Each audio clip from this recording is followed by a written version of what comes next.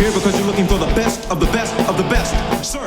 That's what the New York Giants are always looking for, the best of the best of the best, sir. This is Timmons New York Giants Straight Talk, powered by Online Big Blue LLC. I want to talk about the Russell Wilson rumors. I want to talk about the visit of Darius Williams, the free agent quarterback coming over to the Giants. Looks like on Sunday we're seeing now. So it came out that Russell Wilson had a exploratory meeting with the New York Giants the other day.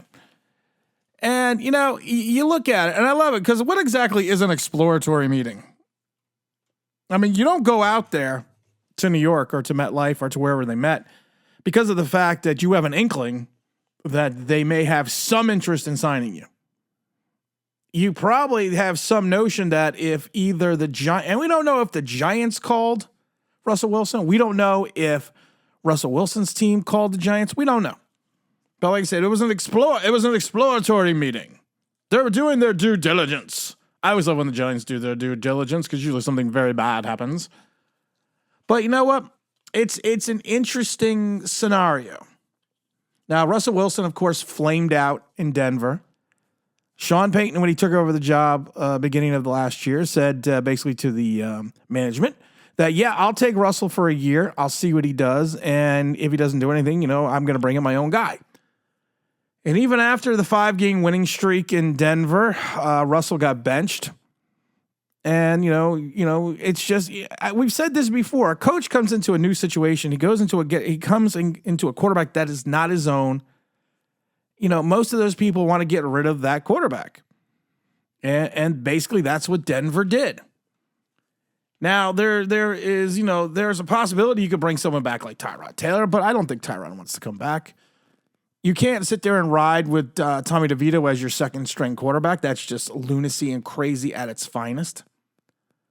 So bringing in someone like Russell Wilson, you know, a seasoned veteran, 2-time Super Bowl appearances, 1 win.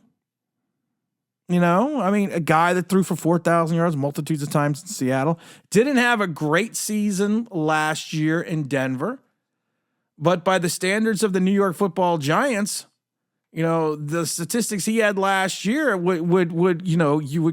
some certain Giant fans would cream themselves. It's looking at 26 touchdown passes and only 8 interceptions. And a little over 3,500 yards. That season, and the annals of Daniel Jones' history would be monumental. But it's an average season. Would it make sense if he wanted to come in for a veteran minimum or even above a veteran minimum? Hell yeah. The Broncos still owe Wilson $39 million guaranteed. Like I said, he could conceivably, it's inconceivable. Oh my God. I love it because I can't even speak today. That's how flustered I am by this New York Football Giants organization. He didn't fall? Inconceivable. You keep using the word.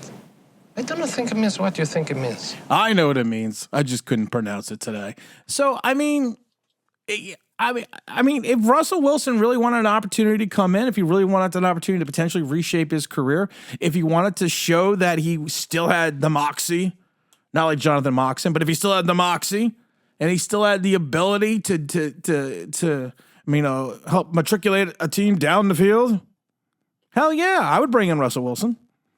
I would bring in Russell Wilson twice on Sunday.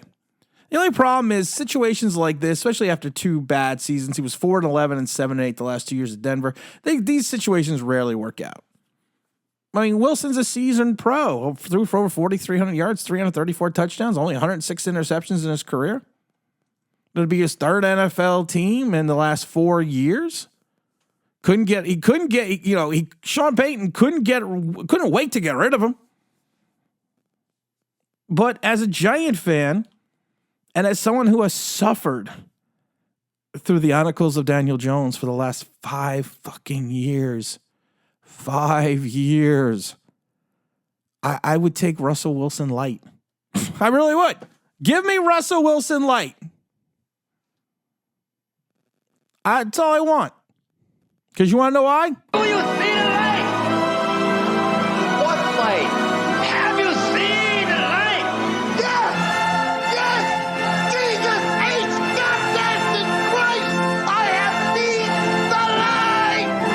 And most Giant fans have suddenly seen the light on Daniel Jones, which is just amazingly funny on Twitter. Some of us have been waiting 4.5 years for this because some of us have seen it for 4.5 years and never changed their opinion once. But I would take Russell Wilson. I would take Russell Wilson in a heartbeat. I wouldn't even think twice about Russell Wilson, especially if it was coming on a 1-year veteran minimum. I would run out and sign Russell Wilson. I would run out and then draft a quarterback. And then I would get rid of Daniel Jones in 2025 because we're more than likely going to suck in 2024. Just the way it is. And that's just the way it is. The final draft order positions have finally come out. Giants, of course, will take, they'll be 6th overall, then 39th and 47th pick, which is the second rounder from Seattle. They have the 70th pick. 70th pick in the third. I really can't talk to third round. The 4th round, they have the 106th. The 5th round, they have 140. And the 6th round, they have 182. So you got some picks. You got some things you got to do. Joe's only got 7 picks, but he's got to make them count because he's got 3 in the first 47. So he's got to do something. I've said it before. Package some of those picks, move it up, and go get your guy in the second round. Take your wide receiver at 6 if you want. Move back in the draft and grab Penix. Pick up Russell Wilson. Get rid of Daniel Jones, and I'm happy.